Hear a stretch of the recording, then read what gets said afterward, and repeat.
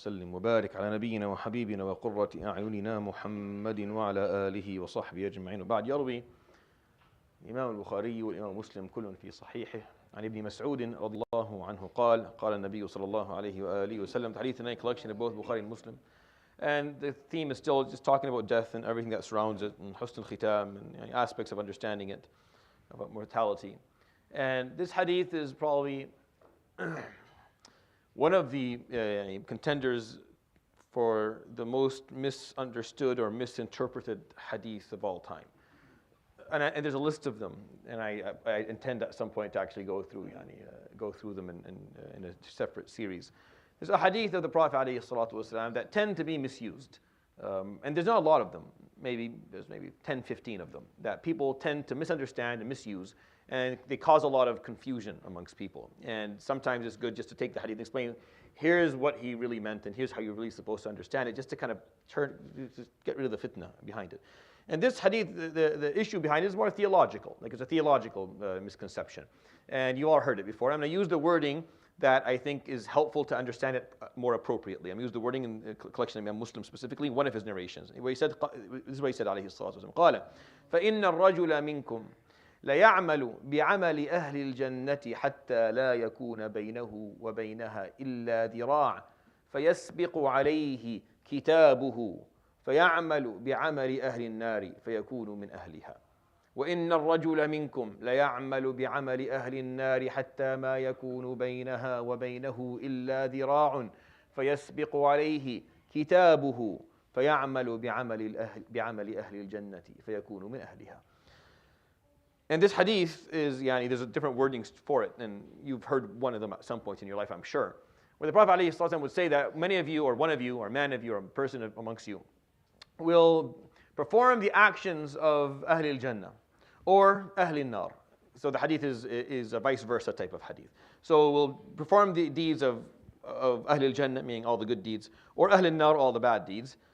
حتى ما يكون بينها وبينه إلا ذراع, until you think that there's nothing left in terms of the distance between this person and their destination. Meaning they've done so much amal of Ahl al-Jannah in front of, as far as you can tell, that all that's left is just an arm's length between them and Jannah. Or they've done so many bad deeds that all that's left between them and knowledge is just an arm's length. And then the wording in this, فَيَسْبِقُ عَلَيْهِ كِتَابُهُ. In other narrations, فَيَسْبِقُ عَلَيْهِ الْكِتَاب. It's just al-kitab. And I think that confuses people, because they're like, what kitab? And they don't know what that. But this wording, he specifies it a little bit more. فَيَسْبِقُ عَلَيْهِ كِتَابُهُ. So let's put that aside, because I'm going to explain it. فَيَعْمَلُ بِعَمَلِ. Then he performs the opposite actions. The actions of the opposite destination, and then he dies and he ends up in that destination. So someone's going along, chugging along, doing, as far as you can tell, all the actions that take you to Jannah. And someone else is chugging along with all the actions of Ahl al-Nar. And then right before the last, the arm's length before the finish line, they flip and they do the actions of the opposite destination, and then they end up in that destination. Well, why do they flip? Why is it that suddenly something snaps and then they go do something different? The wording in the hadith, in both scenarios, فَيَسْبِقُ عَلَيْهِ كِتَابُهُ. فَيَسْبِقُ عَلَيْهِ كِتَابُهُ. And in other narrations, فَيَسْبِقُ عَلَيْهِ الْكِتَابُ. And I think that's where people get confused. But here he explains, كِتَابُهُ. It's his kitab. So what does kitabuhu mean here? There's a number of different understandings for it. I'm going to simplify it for you. Your kitab is whatever, in Arabic, the kitab is, so we use it today to describe a book, right? That's how when you say kitab, you're thinking of a book. That's not what it necessarily means in Arabic. Kitab is a chapter. It's a chapter. That's why if you open a book of fiqh, what's the first thing? Kitabu kada, right? Kitabul iman, or kitab. What do you mean kitab? This is a kitab. No. So that's not. This is different. That's sahifa, or there's different wordings for mushafun, or kitab in Arabic is. There's nothing wrong with using it to describe a book. I'm just saying in the essence of the linguistic usages for it in Arabic, it's not really used to describe a book, but it's more a chapter. A chapter as in a bunch of information that is put together. So kitabuk is meaning your information. Like whatever it is that who are you exactly? Because right now I'm chugging along doing the amal ahl jannah, and inshallah we will continue to do that. See, I mean, the whole point of this hadith is that you understand that hisnul khatim is there, that we're looking for it. But you don't know anything about me deep inside, and just like I don't know anything about you deep inside. I don't know what your kitab is, just like you don't know mine. You don't know what real information exists about me, what I have written. You see, Yawm al-Qiyamah, you're going to read your book, the book that you wrote, right? What do you think is going to be in that book? Just the actions that you did. I mean, just the stuff that I could have recorded if I just sat beside you and watched you all your life and wrote things down.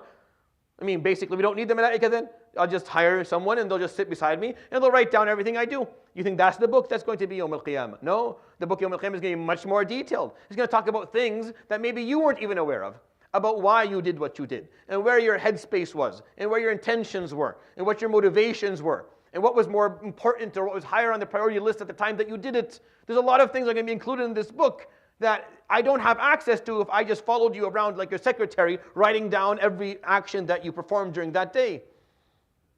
So the book that you write, kitabuhu, if we're talking about the book that's going to be Yawm al-Qiyamah, is going to have all these details about you. Now those details are what catch up with you. فَيَسْبِقُ عَلَيْهِ الْكِتَابِ. Yasbiq means they catch up with you. Your kitab, the information about you, the essence of who you actually are, will catch up with you before the finish line. They always do. They always do. The essence of who we are eventually catches up with us. And it'll send you in the direction that is more suitable for who you are. That's what he's saying, alayhi salatu wasalam, here. He's trying to explain, he's trying to warn all of us, alayhi salatu wasalam, that there's an essence to people. There's information about who you are on the inside, in terms of what your intentions are, what degree of humbleness and humility do you have versus arrogance and vanity, what pursuit of haqq actually exists inside of you versus agenda and personal gain and personal interest that you want to bring to this world. What selflessness versus selfishness do you have on the inside? Eventually all of that will catch up with you. So it doesn't matter, like if you're going in the right direction all your life, but deep down inside there's an essence that is rotten, then your kitab, the information of who you are, will catch up with you. And before, just an arm's length between you and the finish line, that's Allah subhanahu wa ta'ala salama. And you end up going. But it works for the other people. There are many other people who are making all the wrong choices in life, and you're sitting there judging them. Look at this. Shuf al-araf. Look at how they're behaving. You don't know their kitab. You don't know what exists deep inside. Maybe they do this, and just an arm's length before the finish line, they switch over. And they end up in Jannah. Knowing that does two things for you. Two things. First one is you don't judge anyone anymore. You have no right to do it because you don't know their kitab, and you don't know what's going to end up in the arm's length that's left between them and their destination. That's number one. Number two, you have to be very interested in your own kitab. What is your information? What's the truth about you?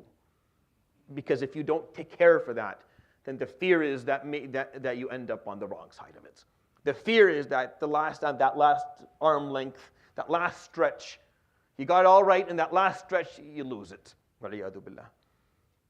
So if you're not careful about that piece, you lose it. That's what this hadith is about. This hadith has nothing to do with Allah subhanahu wa ta'ala just switching people around.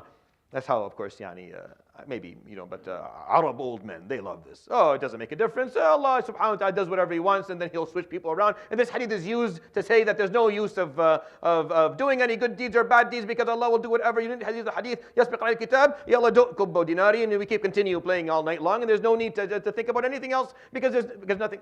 This hadith is used to often just end the argument of why it is that we do any good deeds or why do we focus on our actions. It is brought into the conversation to say that you are musayyar, you have no choice, you have no freedom of decision making. You're just going to be going in wherever Allah wants you to go. That argument goes against everything the Quran says and everything He says, alayhi salatu wasalam.